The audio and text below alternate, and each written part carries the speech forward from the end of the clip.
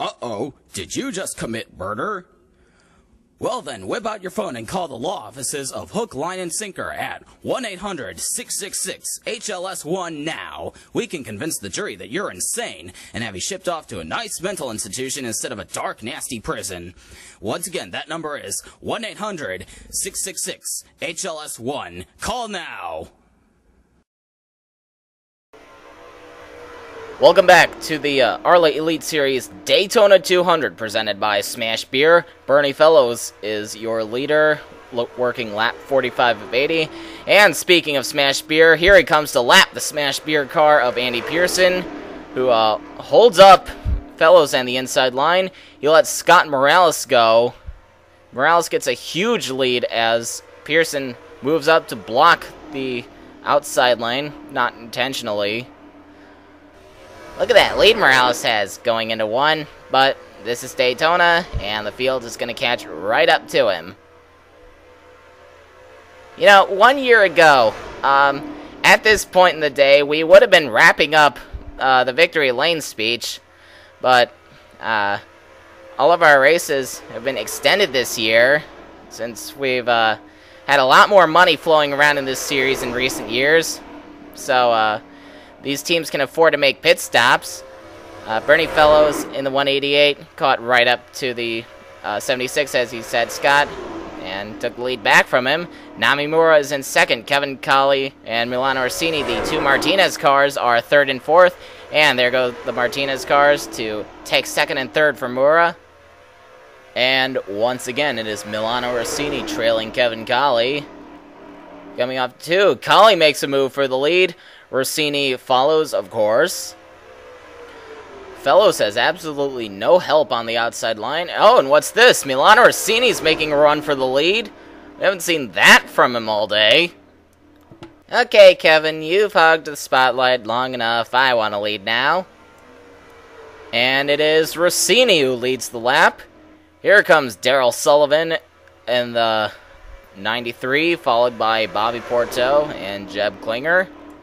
I see Scott Morales was able to hang on to the pack after being freight trained.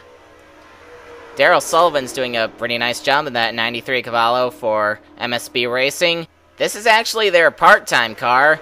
Their full-time car, driven by Jafali Anamija, failed to qualify for this race. That's right, and some people were wondering whether or not they would pull Sullivan out of the 93 and let Anamija race, since he is the one going full-time. But MSB left Darrell Sullivan in, and I think that was a good call by them. Oh, what was Mura doing? She dove way to the inside coming out of the tri-oval. There was another car, I can't remember who it was, who dove way to the inside a while ago. Maybe there's some debris down there we don't know about. Well, Earl, I think if there was debris, it would have been blown around instead of staying in the same place. Oh, you know what? During one of the practice sessions, a big pothole opened up in Turn 1.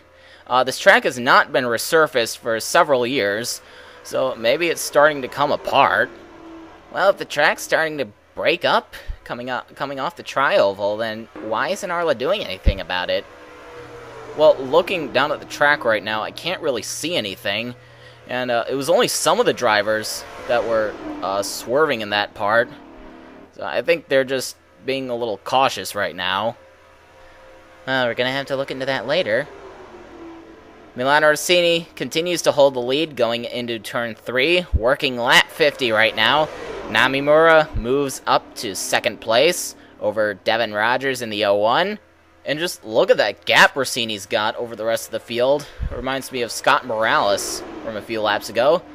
Here is Luis Tellez continuing to hang on to the lead pack, doing a fantastic job in that 212 car. And keep in mind, this team was only entered for this one race. Connor Smith, who drives their truck, failed to qualify for that race. So this will probably be a huge boost for their morale. Kurt Walker, two-time ARLA champion, is in the back of this lead group in his 98 car. It seems like he's been back there all day. I don't know if his car can't keep up with the rest of the field, or if he's just biding his time. Namimura driving for Kurt Walker's team is now going for the lead after Milano Rossini leads, 3 consecutive laps? You know, I don't think Kurt Walker's car is all that weak. He's a veteran driver, so he knows how to be patient and wait for the right moment to come to life. Namimura, on the other hand, is a very aggressive driver who looks to get to the front as quickly as possible, and that's partly the reason why she struggled last year. Coming up on the end of lap 52, Jeb Klinger can't really get a serious run on the 39. Oh, I think Milano Rossini has just hit the wall coming off of 4. He is way off the pace, holding up Darrell Sullivan and Devin Rogers. That is not good for our pole sitter. He's coming around. Yeah, I think he has some right side damage.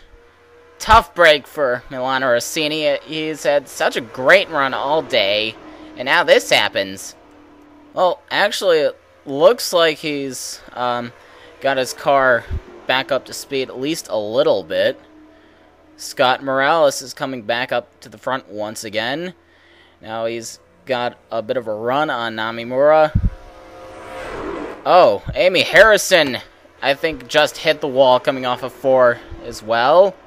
She is also off the pace. I really don't like how these cars are starting to hit the wall all of a sudden. I think at some point we're going to have a couple cars get together and result in another wreck. Oh, they were 4 wide for a second there. Oh, trouble coming off of 2. Milano Rossini and Jeb Klinger have gone spinning off into the grass. Kevin Monroe was way into the infield, but it looks like he's going to rejoin the pack. And the yellow flag does not come out. I don't know why we're still green. I guess it was because Rossini and Klinger spun out of harm's way. There's Klinger getting his 66 car back up to speed. A tough break for those two guys. They've had great runs all day. Let's take a look at what happened. Jeb Klinger moves up high. Oh, and he gets clipped by his teammate Bobby Porteau and turned into the 56 car. That looked like a racing deal to me, but regardless, I don't think M&J is going to be too happy with Porteau. Yeah, Porteau had Jason Bates right behind him, so I don't think he really could have backed off.